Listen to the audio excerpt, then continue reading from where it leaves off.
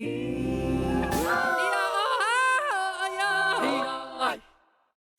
vow to crack down on gangs after a wave of shootings in New Taipei City. A new climate office is unveiled to mark Earth Day, but is Taiwan doing enough to save the planet? We pay tribute to one of Taiwan's best-known sculptors, Ju Ming, who died at the age of 85. And talk about a post-pandemic comeback. This year's Dajia Mazu procession is so popular, it's hours behind schedule.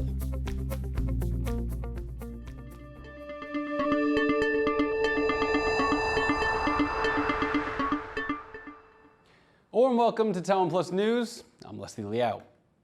Taiwan is considered one of the safest countries in the world, but a recent string of gun violence in its largest city is prompting a crackdown. Youngkin reports. 50 bullets unloaded into a shop front in broad daylight in Taiwan's largest city. It's just the latest incident in a wave of gun crime in New Taipei.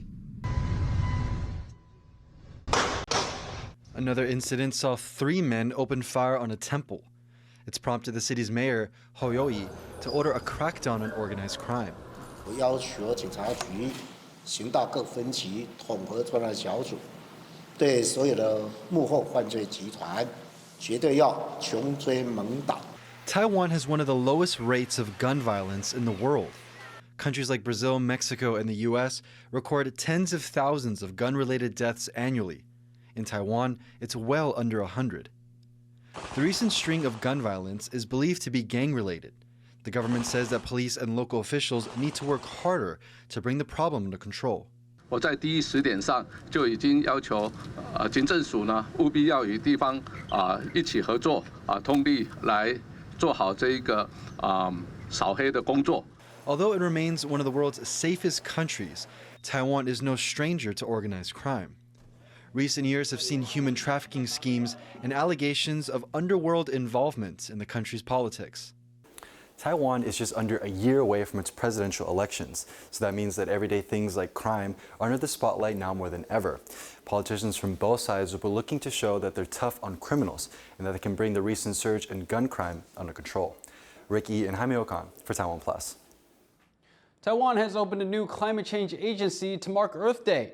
The new government body will oversee the country's response to the climate crisis and enact a climate law passed earlier this year.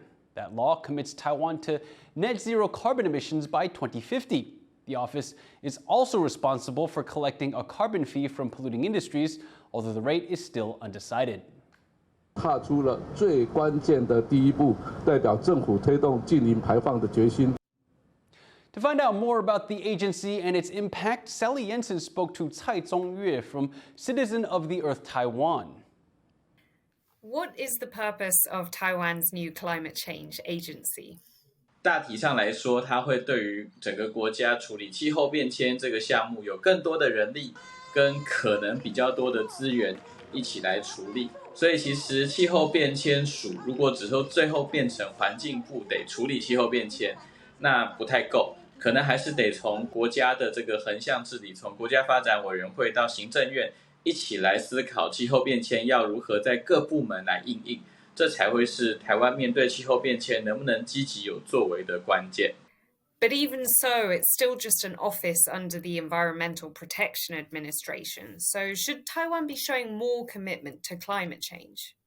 我们不能只依靠这个新的这个单位。 但是有这个新单位是比过去好一些的，只是我们需要更多的资源跟政府部门整体的意识到这件事情来处理，才有办法面对这个急迫而且此时此刻就应该处理的气候变迁议题。 One of the office's main responsibilities will be this carbon fee levied on large emitters. Can you tell us a bit more about this? 那我觉得台湾为什么会有这么积极的想法？这其实10几年前就讨论了，到最近真的好像感觉会收，其实还是跟欧盟的 spate 有比较直接的关系。因为别人开始真的要收了，然后变成是关税的性质的时候，也会让我们国内的产业界觉得，既然要收钱，倒不如自己先收。那当然，我们作为环境组织，对于到底是碳费还是碳税，我们还是比较希望用税的机制因为它在未来的使用的用途上面跟监管部分碳税可以由立法院这边来做如何使用的监督跟管理，可是碳费就回到了环保署里面自己的委员会来做处理，很显然层级不一样。但是至少我们台湾终于开始把碳这件事情当做一个价格，然后我们重点其实不是收多少钱，而是希望能够真正达成减碳的效果。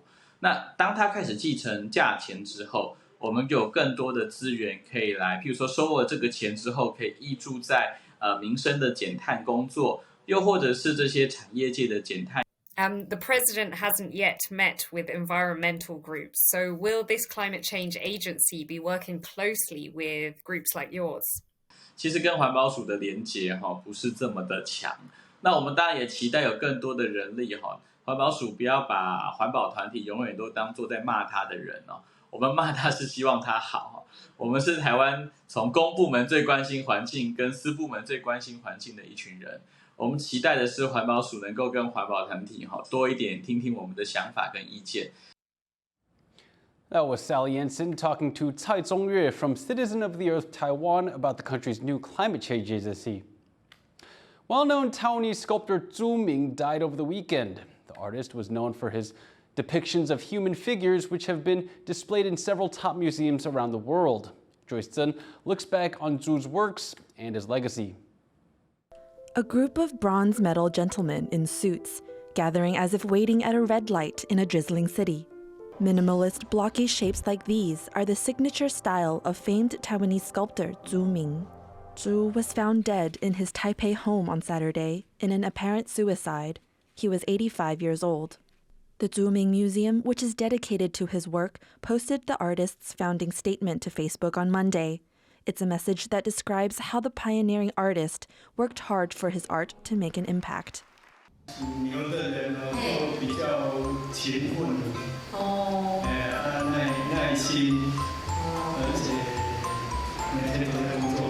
Ju was born in northwestern Taiwan's Miaoli County and began honing his skills in wood carving when he was just 15. He went on to study under renowned Tokyo and Rome-trained Taiwanese sculptor Yang Yu. While living in New York, Ju first gained international acclaim with his Living World series, a collection of bronze, steel, and wooden sculptures that captured people from all walks of life.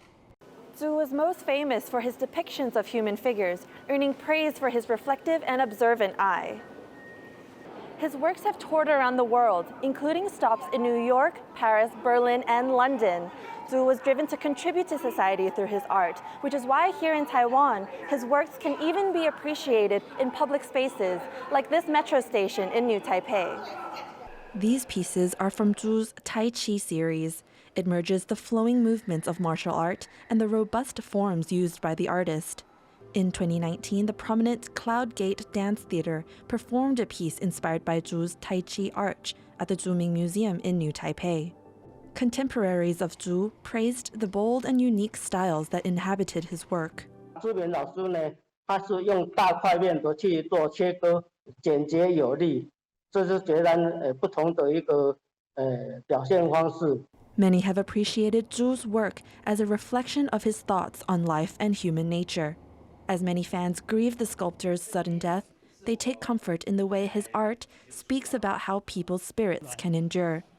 Andy Xue and Joyce Zhen for TaiwanPlus. The U.S. state of Virginia is set to open a trade office in Taiwan. Virginia Governor Glenn Youngkin announced the plan while meeting Taiwan's President Tsai Ing-wen in Taipei on Monday. Trade between Taiwan and Virginia has grown 27% since 2020, mostly in semiconductors and agricultural goods. The Taiwan Trade Office will be Virginia's fourth overseas, and Youngkin says he hopes trade will continue to grow. The EU's foreign policy chief says Navy vessels from European nations should patrol the Taiwan Strait. Josep Borell made the comments in an opinion piece. He said patrols would show Europe's commitment to freedom of navigation in the area. Borell also stressed Taiwan's importance to the EU economically, commercially, and technologically. His remarks come 2 weeks after China held 3 days of military drills around Taiwan. The exercises were in response to Taiwan President Tsai Ing-wen meeting U.S. House Speaker Kevin McCarthy in California. Australia has announced what it's calling the country's biggest defense shakeup since World War II. The country's newest defense review says the Indo-Pacific region is now defined by competition between the U.S. and China and contains the, quote, potential for conflict. It also calls for investment in long-range precision strike weapons. Prime Minister Anthony Albanese says Australia will increase defense spending and look to strengthen alliances in the region. We confront the most challenging strategic circumstances since the Second World War, both in our region and indeed around the world. That's why we're investing in our capabilities and we're investing in our relationships to build a more secure Australia and a more stable and prosperous region. The Chinese ambassador to France has caused an uproar in Europe after questioning the sovereignty of ex-Soviet Union states. He said that there isn't an international accord that makes them their own countries. Bing Wang has more. China's ambassador to France, Liu is under fire. In an interview with French television network LCI, Liu questioned the sovereignty of ex-Soviet states. Même ces pays ex-Union soviétique, ils n'ont pas le statut, effectif dans le droit international parce qu'il n'y a pas d'accord international pour concrétiser leur statut d'un pays souverain. The Baltic states, who were a part of the Soviet Union, condemned the Chinese ambassador's statements. The foreign minister of Estonia hit back on Twitter saying, "The comments by the Chinese representative on independent and sovereign states are false and a misinterpretation of history. Baltic states under international law have been sovereign since 1918, but were occupied for 50 years. Based on the fact that the Chinese ambassador to France has a history of very controversial comments, we don't know if this is simply his opinion. Some might say that this is a major shift in China's foreign policy. I don't think so. I just think that he might just went one step too far. It's not the first time the Chinese ambassador to France has hit the news. Just last year, he said Taiwanese people will be re-educated if the country is taken by China, which sees Taiwan as part of its own territory. In response to his statement about the former Soviet states, 80 delegates from the European Parliament have sent a letter to the French foreign minister requesting to censure the Chinese ambassador. And officials across Europe have asked China to clarify its stance. China's foreign ministry said Beijing respects the sovereignty, independence, and territorial integrity of all nations and upholds the purposes and principles of the United Nations Charter. A stark difference from the Chinese ambassadors to France's remarks. James Lin and Bing Wang for TaiwanPlus. The Philippines and China have pledged to work together to resolve territorial disputes in the South China Sea. Philippine President Ferdinand Marcos Jr. and his Foreign Secretary met with Chinese Foreign Minister Qin Gang in Manila on Saturday. They agreed to establish lines of communication to help resolve maritime issues in the disputed area of the Western Pacific. It's the latest in a series of meetings between the Philippines and top officials from the United States and China. Coming up, Philippine scientists are working to make rice plants more resistant to climate change. Find out how after the break.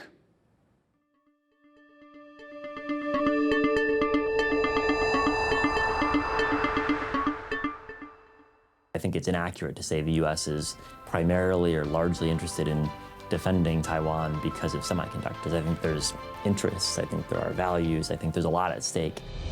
Why are semiconductors at the center of the U.S.-China rivalry? Will Washington's $50 billion CHIPS Act work? And is Taiwan's Silicon Shield under threat?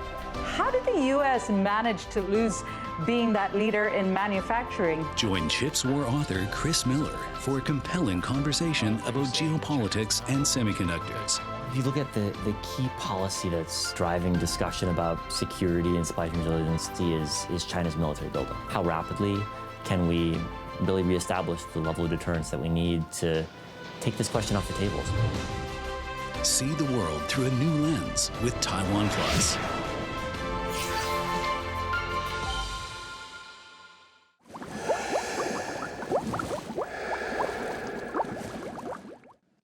Leslie Liao in Cayo, Belize, and this is Taiwan Plus News, the voice of freedom in Asia.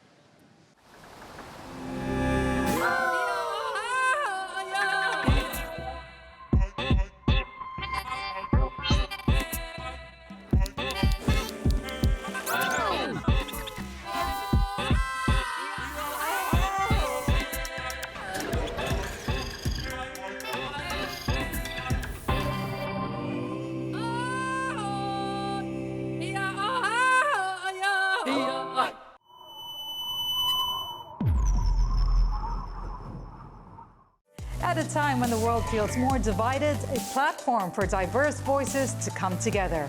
I'm Divi Gopalan. Join the dots. Be part of the conversation.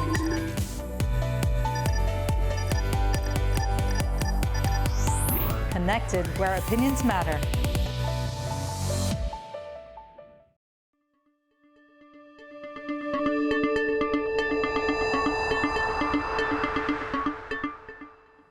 Welcome back. You're watching Taiwan Plus News. One of the biggest events on Taiwan's religious calendar is currently underway. The 9-day Dajia Mazu procession across central Taiwan regularly attracts tens of thousands of worshippers. But this year, the end of pandemic rules has drawn crowds so big that the parade is hours behind schedule. John Van Trieste reports. In Taiwan, nobody can attract crowds quite like the sea goddess Mazu, a popular protector in a country surrounded by ocean. Each year, mass religious processions in her honor crisscross the island. And this year, with pandemic rules lifted, they're back in a big way.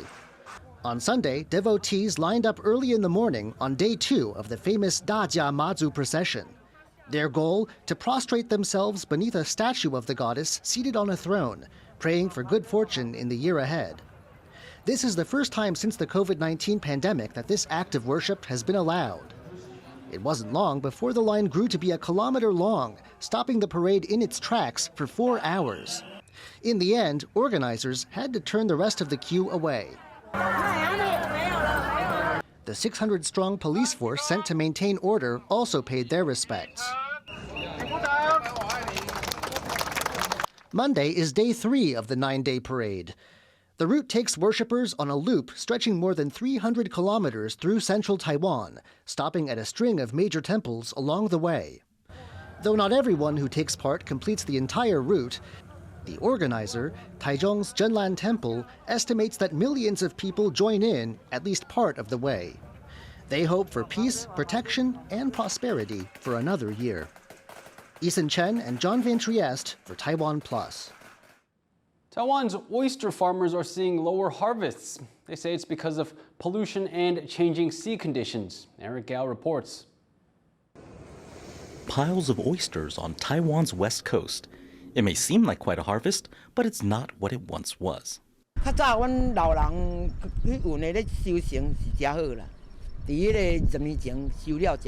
Yields have dropped steadily in recent years. In 2017, farmers harvested over 23,000 metric tons of oysters.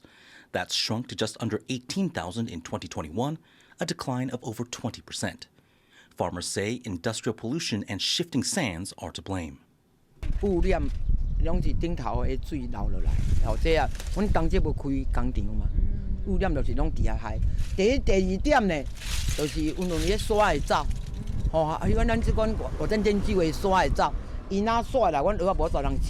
Climate change may be another factor, especially the recent droughts that have affected the country.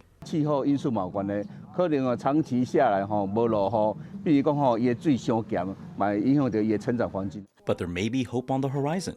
A university in Tainan is developing computer models to help farmers monitor conditions and adapt their practices, so the bumper harvests of years past might one day return. Devin Tsai and Eric Gao for Taiwan Plus. Good news for bird lovers. The number of black-faced spoonbills wintering in Taiwan has hit a record high. 4,228 of the migratory birds have been seen this winter. That's up 404 from the year before. The figure represents about 2/3 of the endangered species' estimated population. The birds were much harder to track this year because drought conditions in the south of the country forced them to disperse over a wider area. Climate change is causing weather to become more extreme across the world. and droughts, floods, and rising sea levels have made some types of agriculture far more difficult.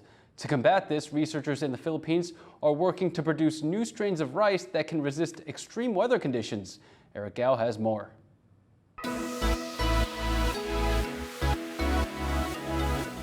Humans have been farming rice for thousands of years, and methods have evolved over time. And now, with climate change affecting weather patterns, scientists in the Philippines are working to develop new types of rice designed to withstand all types of environments. Day temperature, night temperature, it leads to increased droughts, increased floods. When the seawater level rises, the coastal areas get inundated with salt water. Increased salinity is another aspect.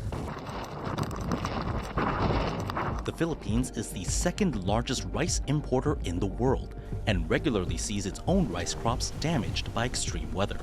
But due to climate change, weather conditions are hurting agriculture even more by damaging crops and reducing yields.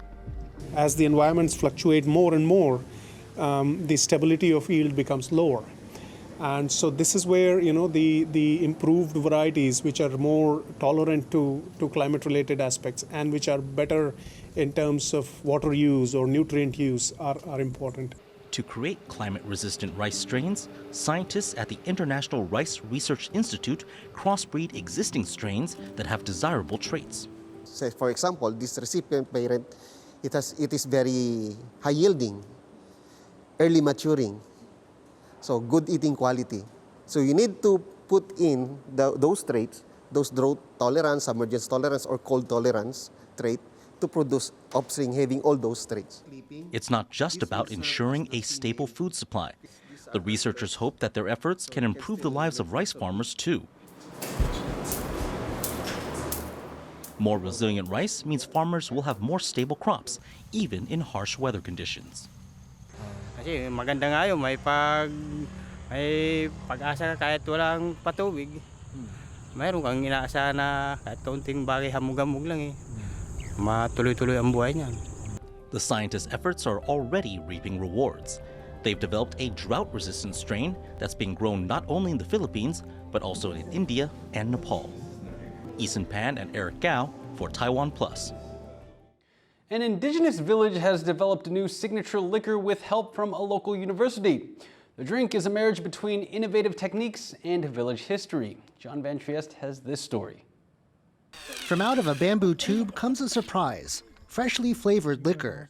The indigenous Bunun people of this village have begun pouring sorghum liquor, or gaoliang, into the hollow stalks of living bamboo through holes drilled in the side.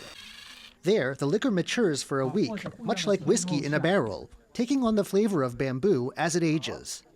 The marriage of bamboo and liquor is no accident.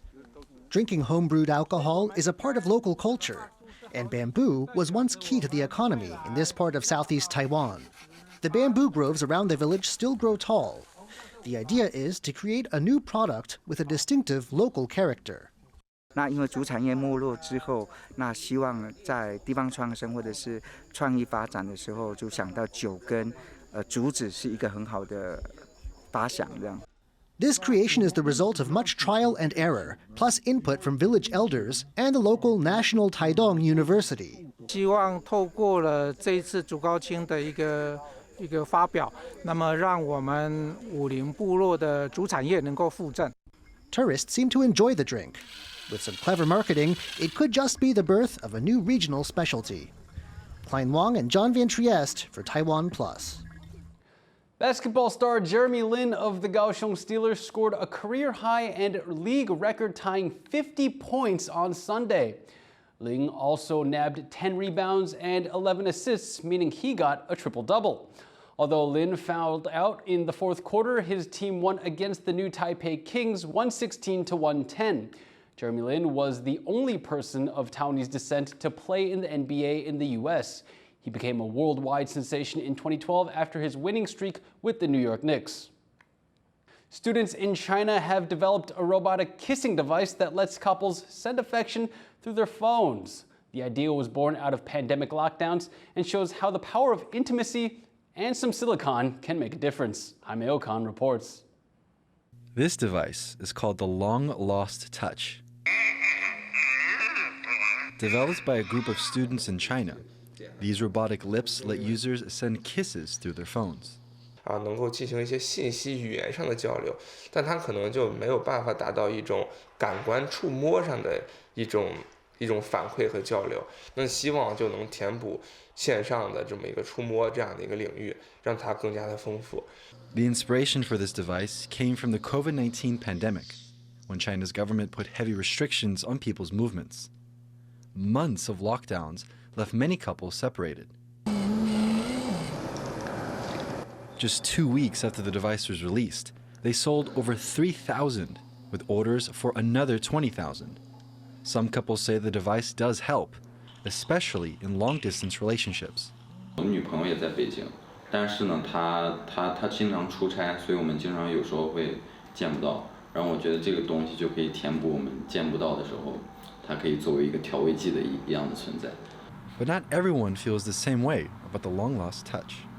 我觉得没什么作用，而且买这种东西我觉得蛮变态的，根本不能解决什么异地之类，还不如视频，每天跟对象视频还有用一点。China has declared the pandemic over, and most couples are free to reunite. Now, they'll have to decide whether to kiss this device goodbye. Easton Chen and Jaime Okan for TaiwanPlus. Thank you for watching TaiwanPlus News. Finally, we leave you with images of activists urging action on climate for Earth Day. I'm Liao. Take care and see you next time.